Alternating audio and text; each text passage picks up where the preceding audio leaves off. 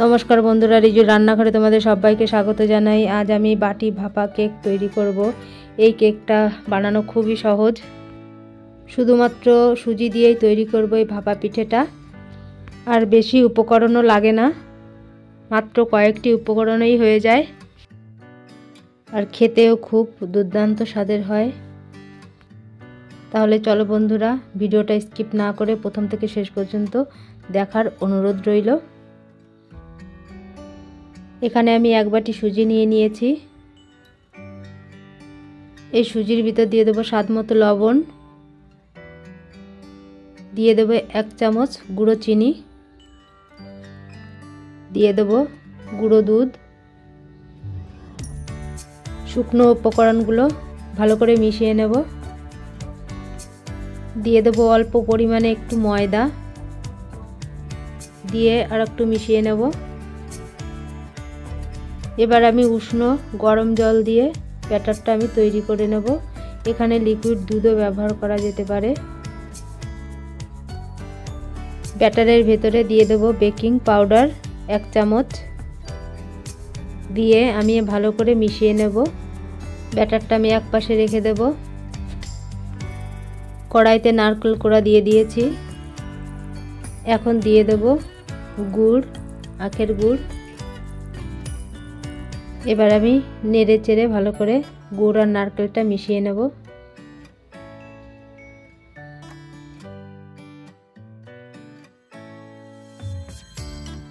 পুরটা আমার প্রায় তৈরি হয়ে এসেছে।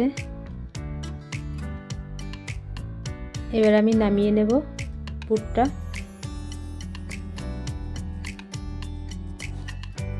দেখো বন্ধুরা, সুজিটা জল টেনে নিয়েছে আর সুজিটা ফুলে গেছে। আমি আর একটু জল দিয়ে দেব। জল দিয়ে ভালো করে মেখে নেব। ব্যাটারটা আমার তৈরি হয়ে গেছে, ঠিক এরকম হবে ব্যাটারটা। এখানে আমি বাটিতে সাদা তেল নিয়ে নিয়েছি। এখন ভালো করে মেখে নেব সাদা তেলটা। এবার বাটিতে আমি ব্যাটারটা দিয়ে দেব।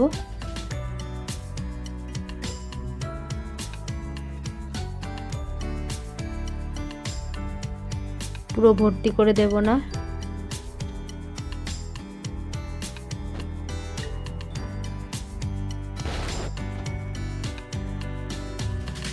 এবার আমি নারকেলের পুরটা দিয়ে দেব।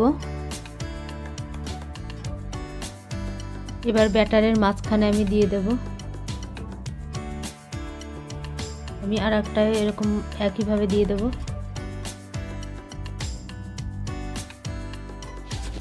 পুর দেওয়া আমার হয়ে গেছে। এখন আমি এর উপর দিয়ে আবার ব্যাটার দিয়ে দেব।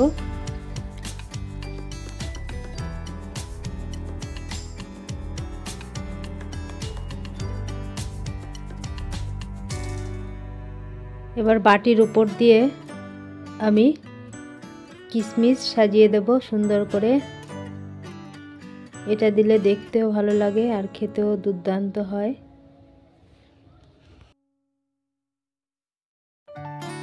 এই একইভাবে আমি কিশমিশগুলো সাজিয়ে নেব।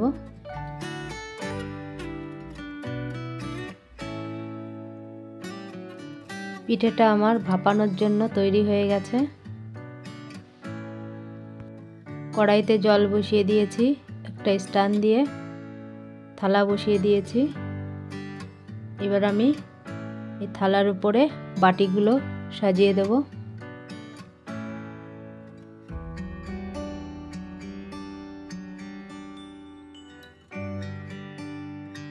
এবার একটা গামলা দিয়ে আমি ঢেকে দেব।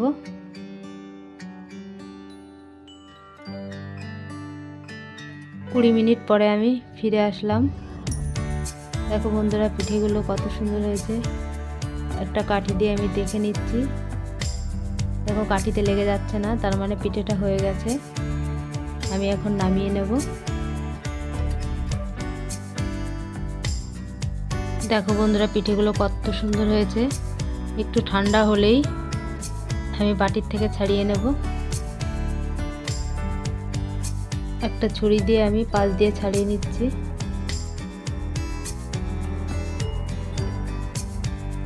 দেখো বন্ধুরা, পেছনে কত সুন্দর হয়েছে, পিঠেটা কত ভালো হয়েছে দেখতে।